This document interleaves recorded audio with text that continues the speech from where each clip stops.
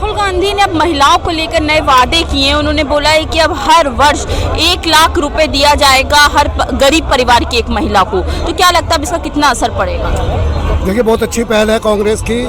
अगर वो कोई वादा करती है तो मुझे लगता है कि उन्होंने हर राज्यों में जहां उनकी सरकार बनी है उन्होंने अपने वादे पूरे करे हैं। वो बीजेपी की तरह 15 लाख का जुमला ना दे के वो भी चाहती है कि हम सप्ताह में अगर वापसी आए, जो गरीब लोग हैं, जो महिलाएं हैं, उनको किस चीज़ की सुविधा दी जाए। अच्छा, ये भी वादा किया गया है कि अब जितनी भी सरकारी भर्ती निकलेगी उसमें 50% आरक्षण दिया जाएगा महिलाओं को। तो क्या लग रहा है कितना फायदा होने वाला है महिलाओं को? देखिए, सरकारें अगर अच्छा सोच के आती हैं, अगर वो ईमानदारी से कांग्रेस सरकार आती है तो समझाता है उनके पास, सरकारों के पास काम करने का। ये जुमलों वाली सरकार तो लग नहीं रही है मेरे को कांग्रेस कि आपने 15 लाख का ओपनली कह दिया जुमला, 2 करोड़ नौकरियां देने का। अभी देखिए, कांग्रेस सत्ता में नहीं है। अगर राहुल गांधी इस चीज़ का विचार कर रहे हैं तो मुझे लगता है कि राहुल गांधी बहुत अच्छा काम आने वाले टाइम में कर सकते हैं। अच्छा, युवा को लेकर बोला गया है कि 30 लाख पदें जो खाली हैं वो भरी जाएंगी। तो युवाओं को अब काफ़ी फायदा होने वाला है इस वादे से। देखिए, अब मैं आपको हर चीज़ के 2 पहलू होते हैं। अगर आपके माथे पे अंधभक्ति अगर हो गई है, अगर अंधविश्वास हो गया है, तो उसका तो कोई इलाज है नहीं। अगर हम चाहते कोई भी प्रधानमंत्री हो, हम यही चाहते हैं देश के लिए कोई भी प्रधानमंत्री हो वो युवा के जो भी अपना बेरोजगारी के लिए काम करे, जो भी अपना शिक्षा के लिए काम करे, जो बेरोजगार है उनको अपना रोजगार मिला करे। मैंने कई इंटरव्यू में कहा कि आज बच्चे डिग्रियां लेके पकौड़े तलने की नौबत कर रहे हैं। हम तो सरकारों से भी यही करेंगे, ये स्कूल कॉलेज आप बंद कर दीजिए, सबको पकौड़े ही तलाइए। क्यों माँ बाप अपने बच्चों में 10-10, 20-20 लाख रुपए पढ़ाई में खर्चता है, वो डिग्रियां लेके घूमता रहता है, रोजगार से उन्हें रोजगार नहीं मिलता। अच्छा, पहली नौकरी उनकी फिक्स कर दी गई है। राहुल गांधी कह रहे हैं कि अब हर युवा की जो पहली नौकरी है वो फिक्स है। तो क्या लगता है किस तरीके से देखते हैं आप इस वादे को? देखिए, मेरे को उन पे विश्वास है। उनके जो दादी थी या उनके फादर थे, अपने टाइम पे उन्होंने बहुत अच्छे काम करे थे। ऐसा नहीं है कि कांग्रेस बिल्कुल है। हाँ, थोड़ा मेरे को एलिगेशन ये जरूर लगता है, जिन सरकारों ने अच्छे नेता कांग्रेस को दिए थे, आज वो दोगलेपन से वो सप्ताह देख के पलटी मार जाते हैं। तो ये राजनीति हमने देखा, ये 10-15 सालों में बड़ी हेरफेर हो गई है। मतलब राजनेता इतने गिर के थूक के चाटने पे भी मजबूर होते हैं। तो अब राजनीति की स्थिति ऐसी गिर गई है, तोड़ मरोड़ के, और एमपीओ को खरीद लिया, एमएलओ को खरीद लिया, तो उस वजह से थोड़ी कांग्रेस पीछे है। ये मेरे कहने का मतलब है। अच्छा, राहुल गांधी ये लगातार आरोप लगा रहे हैं कि भाजपा संविधान खत्म करना चाह रही है, लोकतंत्र खत्म करना चाह रही है। देखिए, इसमें 2 राय तो नहीं है मैडम। देखो, आप लोकतंत्र में काफ़ी ऐसी चीज़ें हैं जो संविधान में हमारे लिखा है, आप ये काम नहीं कर सकते, उसको भी ये लागू करें। अभी पीछे ये सीएए कानून लेके आए हैं मैडम। हमारा देश वैसे तो अपने 80 करोड़ 5 किलो के अनाज पे पल रहा है। अब 2-3 करोड़ वो पाकिस्तानी, चाहे हिंदू हैं या कोई भी कौम के, उनको हम नागरिकता दे रहे हैं। अभी हम लोग रेडी पटरी से आ रहे हैं। इधर तो बीजेपी रेडी पटरी वालों को उजाड़ रही है और उधर 2 करोड़ नागरिकों को नागरिकता दे रही है। हम मोदी जी से ये पूछना चाह रहे हैं कि आप उनको क्या खिलाएंगे, क्या रोजगार देंगे, क्या शिक्षा देंगे? पहले ही हमारा देश इतने कर्जे में बाल बाल में डूबा पड़ा है। माँ के पेट में जो बच्चा वो भी 1.5 लाख के कर्जे के नीचे है, तो हम विकास कहाँ करेंगे? आप इस पे भी सहमति दिखाइए। इस देश को हम कनाडा अमेरिका बनाना चाह रहे हैं, न कि बांग्लादेश या पाकिस्तान बनाना चाहे। अच्छा, स्टार्टअप को लेके भी वादा किया गया है कि हर युवा को अब पैसे दिए जाएंगे स्टार्टअप के लिए। मोदी जी ने भी वादा किया था, स्टार्टअप योजना चालू करी थी। तो कितना फायदा हुआ उनके योजना? देखिए, मोदी जी के जो मैं 10 साल से जुमले ही देख रहा हूँ। हाँ। उनको या तो लॉ बनना चाहिए था या उनको पंडित की नौकरी कर लेनी चाहिए थी। उन्होंने 10 सालों में कानून और यह मंदिर ही बनवाया, और कोई विकास का मुद्दा जीरो ग्राउंड में हमें कोई ऐसा मुद्दा नहीं है। हम लोग कांग्रेस को ठुकरा के आए थे कि शायद उसका नाम क्या, रेडी पटरी वालों का मुद्दा कांग्रेस बीजेपी हमारा हल करे।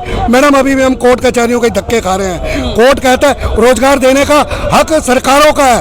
वोट किसको डाला था आपने? हमें तो यही गलती हो गई कि हमने 10 साल पहले मोदी जी को वोट डाल के बहुत बड़ी गलती करी। ये मेरे कहने का मतलब है। जी, क्या लग रहा है मोदी जी की गारंटियों को लेकर? मैं पूछना यही चाहता हूँ। नहीं, आप बताइए, आप ये बताइए, मोदी जी जब से आया क्या काम करा? मंदिर ही तो बनाया, 370 हटाया, यही तो बात बोलता है। क्या हमारे रोजी रोटी मोदी ने दी है? इतने महंगाई है, ये तो देखिए। मगर लोग कहते मोदी जी दिए, मगर देखिए, मैं अगर ये बात बोल भी रहा हूँ तो आप काट देंगे, मुझे पता है। मुझे पता है जितने मीडिया वाले हैं इस टाइम सारे बिका हुआ है और मोदी जी की एडवाइस कर रहे हैं। मोदी जी ये कह रहे हैं जो हमने तो ऐसा से मोदी जी 10 साल से ही तो आया, इससे पहले कांग्रेस था क्या? ये कौन बनाया? जो यह कांग्रेस ने करा है, ठीक है। जो क्योंकि गारंटियों को लेकर आपका क्या कहना है? कई गारंटी जो उसको किया जीएसटी में जो अरबों रुपया आ रहा है, उसमें अगर कोई भी सरकार आएगा गारंटी देगा, कोई बड़ी बात नहीं है, क्योंकि कांग्रेस के टाइम में जीएसटी नहीं था मैडम। मैं आपसे एक लॉजिकल, आप प्रेस रिपोर्टर हैं, शायद उम्र में मेरे से आप छोटे होंगे। मैडम इस टाइम पे इतना गवर्नमेंट के पास टैक्स आता है, कफन पे भी टैक्स है, और तो छोड़िए, इनको सरकार को डूब के मर जाना चाहिए। हमारे गुरुद्वारे के लंगर पे भी टैक्स है। 1 करोड़ आदमी रोज फ्री लंगर खाता है, 30 करोड़ आदमियों को फ्री लंगर देते, शर्म आनी चाहिए, उसमें भी जीएसटी लेते। और इतना टैक्स आने के बाद फिर भी हमारे सर पे कर्जा, और मोदी जी कह रहे उनको नागरिकता दे दो। पहले हम भूखे मर रहे, 5 किलो राशन पे पड़ रहे, अब इनको और पालेंगे। ये मेरे कहने का मतलब है। जय हिंद, जय भारत। जी। राहुल गांधी कह रहे हैं कि 100 दिन में काला धन वापस लाने का वादा किया था मोदी जी ने, लेकिन अब ये दिन आ गया कि वो खुद के ही डाटा छुपाते फिर रहे हैं। तो मैडम अभी इलेक्ट्रल बॉन्ड पे फैसला आया है सुप्रीम कोर्ट का, लिस्ट तो दे दी गई है कि किसका कितना पता लग जाएगा।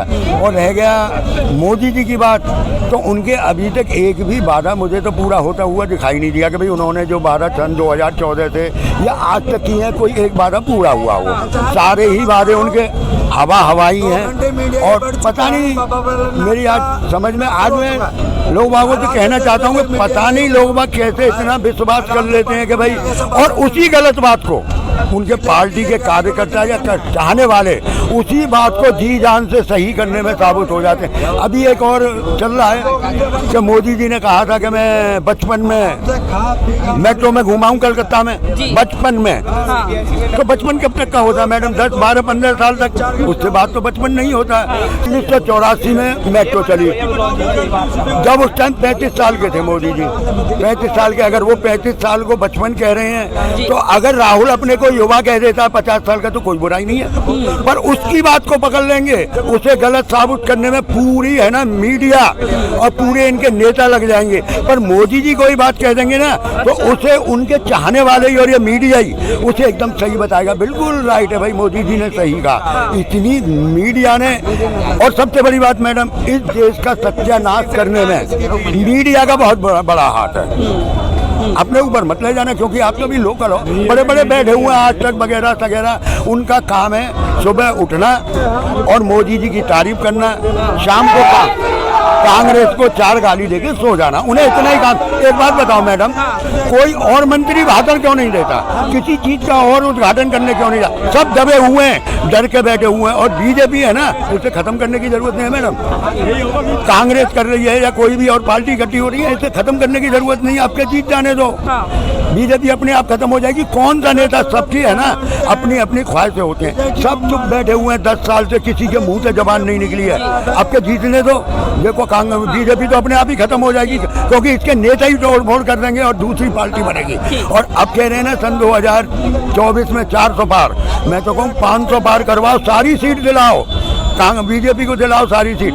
सब लोग बागों को पता लग जाएगी कि आने वाले टाइम में क्या होना है। संविधान ये तुम्हारा बाबा साहब अम्बेडकर का लिखा हुआ है ना, ये सब खत्म हो जाएगा। गांधी जी नोट पर से गायब हो जाएंगे। वीर सावरकर, क्योंकि हो गई ना स्टार्टिंग। हमने तो आज तक हिस्ट्री में पढ़ा था कि भाई वीर सावरकर ने पता नहीं कितनी बार माफ़ी मांगी अंग्रेजों से कि भाई मेरे से गलती हो गई। और उन्होंने ये भी सुना था, पढ़ा था कि उन्हें वो भी मिलती थी, पेंशन भी मिलती थी।